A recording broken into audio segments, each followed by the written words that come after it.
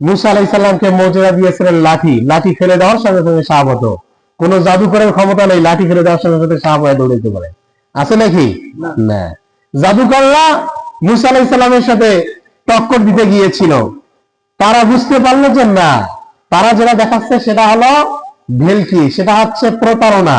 আর মুসা আলাইহিস সালাম যেটা দেখাচ্ছে সেটা হচ্ছে অলৌকিক, সেটা হচ্ছে মুজিজা।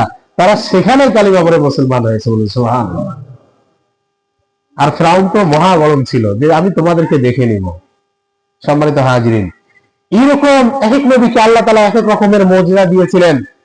সালেহ আলাইহিস সালামকে আল্লাহ সুবহানাহু ওয়া তাআলা একটা মুজিজা দিয়েছিলেন, পাথরের ভেতর থেকে একটা উট নিয়ে এসেছেন, গর্ভবতী উট,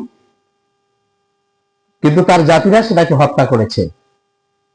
এরকম নবীদেরকে অসংখ্য মুজিজা দিয়েছিলেন। আমাদের নবীর মুজিজা কোন কোন ঐতিহাসিকগণ বলেছেন 300-এরও অধিক, বলি সুবহানাল্লাহ। কত মুজিজা নেবেন? নবীজি সাল্লাল্লাহু আলাইহি সাল্লাম সাহাবীদেরকে নিয়ে যাচ্ছেন, পানি নাই, পানির ব্যবস্থা নেই। আর সৌদি আরবে যারা গেছেন তারা জানেন কতটা গরম। সেখানে একটা কুয়া পাওয়া গেল, সেখানে পানি নেই, কিন্তু সমস্ত সাহাবীদের পানির প্রয়োজন, পিপাসা, তৃষ্ণার্ত সকল সাহাবী। আল্লাহ নবীকে জানানো হলো, ইয়া রাসূলুল্লাহ, এখন আমাদের পানির প্রয়োজন, কিন্তু পানি নেই এখানে, কি করব? বলল যে এই কূপের মধ্যে কিছুই নেই। কেন না? কয় যে তোমাদের কাছে পানি আছে? হ্যাঁ আছে। একটু পানি সেখানে ঢেলে দিল এবং আল্লাহ নবী সাল্লাল্লাহু আলাইহি সাল্লাম থুতু মোবারক দিলেন, থুতু পর্যন্ত। সেখানে থুতু মোবারক ফেলার সঙ্গে সঙ্গে এমন ভাবে আল্লাহ তাআলা সেখানে মুজিজা দেখালেন নবীকে, এবং সাহাবীরা দেখতে পেল, সঙ্গে সঙ্গে সেখানে ওই কুয়াটি পানিতে পরিপূর্ণ হয়ে গেল, বলুন সুবহানাল্লাহ। কাফেররা বিশ্বাস করে না আপনি নবী। আবু জাহেল কয় যে আপনি নবী যদি হন তাহলে আকাশের চাঁদটা দ্বিখণ্ডিত করেন, আমি বিশ্বাস করব। নবী করিম সাল্লাল্লাহু আলাইহি সাল্লাম বললেন, কথা দাও, যদি করতে পারি তাহলে কি মুসলমান হবা? বলে যে হ্যাঁ হব। আল্লাহর হুকুমে আল্লাহর হাবিব মুহাম্মদ সাল্লাল্লাহু আলাইহি সাল্লাম এই শাহাদাত আঙ্গুলে ইশারা করলেন, সঙ্গে সঙ্গে চাঁদ দ্বিখণ্ডিত হয়ে গেল, বলুন সুবহানাল্লাহ। আবু জাহেল বলল যে না, তোমার এটা জাদু।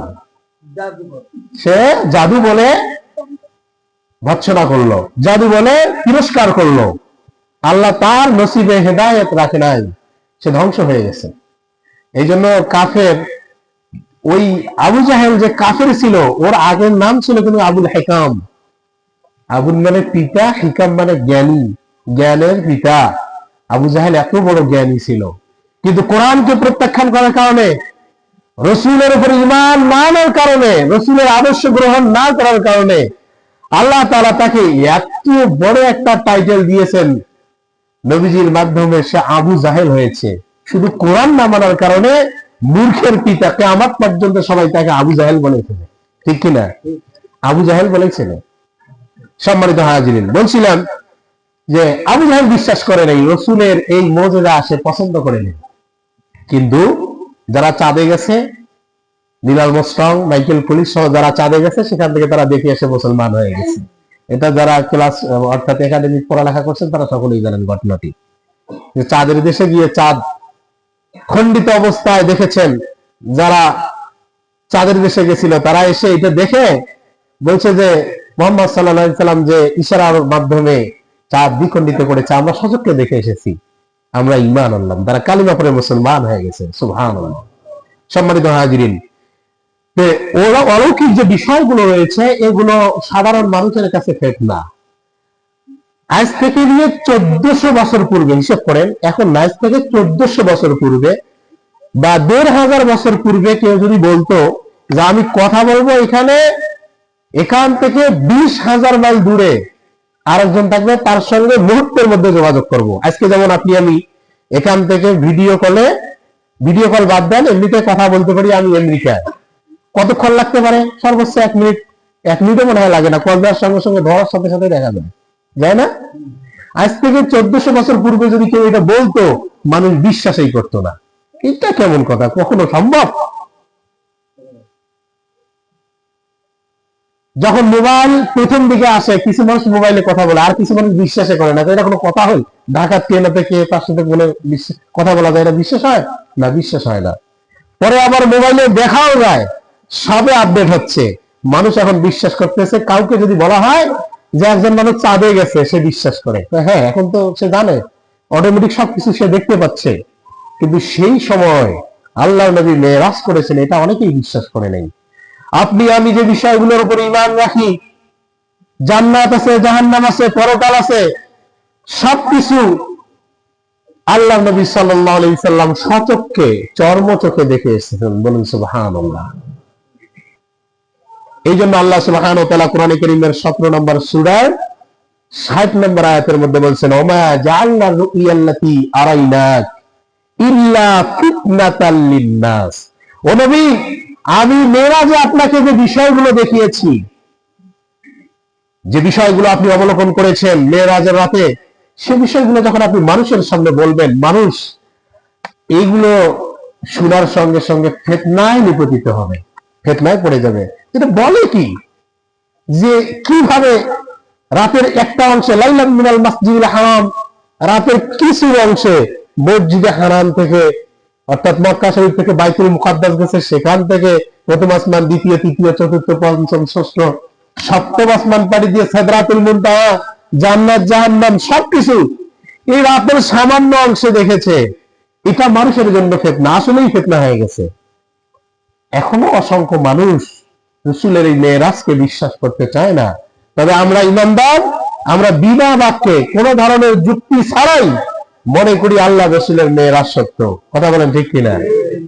আমরা আল্লাহ রাসূলের মেরাজকে সবসময় সত্য মনে করব, এবং রাসূল সাল্লাল্লাহু আলাইহি সাল্লাম সেখানে যা কিছু দেখেছেন তিনি সবকিছু বর্ণনা করেছেন। তিনি বলেছেন, উরিদু মালিকা খাজিনান নার, আমি জাহান্নামে গেলাম, সেখানে দেখলাম জাহান্নামের রক্ষী, গেটম্যান, সেটা হলো মালিক। মালিক দারোগাকে আমি দেখলাম, সে জাহান্নাম পাহারা দিচ্ছে। আমাকে দেখার সঙ্গে সঙ্গে সে সালাম করলো, সালাম দিল, বলল আসসালামু আলাইকা ইয়া রাসূলুল্লাহ। নবী সাল্লাল্লাহু আলাইহি সাল্লামকে জাহান্নামের ফেরেশতা সে সালাম করেছেন। এবং আল্লাহ নবী সাল্লাল্লাহু আলাইহি সাল্লাম বলেন, মেরাজের রাতে আমি যখন প্রথম আসমানে গেলাম, সেখানে যাওয়ার সঙ্গে সঙ্গে আসমানের দরজা খোলার জন্য জিবরিল আমিন যখন সেখানকার নিযুক্ত ফেরেশতাকে বললেন যে তুমি দরজা খোলো, বলে যে আপনার সাথে কে? পরিচয় দিলেন, বললেন যে তাকে কি এখানে আসার জন্য অনুমতি দেওয়া হয়েছে? জিবরিল আমিন বললেন আল্লাহর হুকুমেই যাচ্ছে এবং তাকে অনুমতি দেওয়া হয়েছে। দরজা খুলে দেওয়া হলো, বললেন আহলান সাহলান, আসসালামু আলাইকা ইয়া রাসূলুল্লাহ। বলি সুবহানাল্লাহ। নবীজিকে সালাম জানালেন এবং স্বাগতম জানালেন, আসুন আপনি। আল্লাহ নবী সাল্লাল্লাহু আলাইহি সাল্লাম সেখানে গেলেন। সেখানে যাওয়ার পর খেয়াল করতেছেন, দূর থেকে একজনকে বসা দেখা যায়, বসে হাসে এবং কান্না করে। নবী করিম সাল্লাল্লাহু আলাইহি সাল্লাম বললেন, ইনি কে, কেন হাসে এবং কেন কাঁদে? বললেন যে যান, তার কাছে যান, কথা বলেন। আল্লাহ নবী সাল্লাল্লাহু আলাইহি সাল্লাম গেলেন, গিয়ে কথা বললেন, পরিচয় দিলেন, পরিচিতি লাভ করলেন। বললেন যে হে সৎ সন্তান, আল্লাহ তাআলা তোমার উপর রহম করুন। বলুন সুবহানাল্লাহ। তিনি ছিলেন আদি পিতা হযরত আদম আলাইহিস সালাম, তিনি প্রথম আসমানে আসেন। জিবরিল আমিনকে প্রশ্ন করা হলো যে আপনি এনার ব্যাপারে বলেন, ইনি কান্না করে কেন এবং হাসে কেন? ডানে তাকায় হাসে এবং বামে তাকায় কান্না করে, কারণ কি? জিবরিল আমিন বললেন, উনি যখন ডানে তাকায় ওনার সমস্ত সন্তানকে দেখতে পায়, ডান দিকে যখন তাকায় তখন তার জান্নাতি সন্তানগুলোকে দেখে, দেখে হাসে, আহা আমার সন্তান। আদম আলাইহিস সালাম বলেন, এগুলো আমার জান্নাতি সন্তান, এগুলো সুখে থাকবে, শান্তিতে থাকবে, খুশি আনন্দে সময় কাটাবে। স্বাভাবিকভাবে আমার আপনার সন্তান যদি একটু ভালো থাকে, খুশি থাকে, আনন্দ থাকে, আপনি আমি সকলেই খুশি থাকি। আমার সন্তান পরীক্ষায় ভালো রেজাল্ট করছে,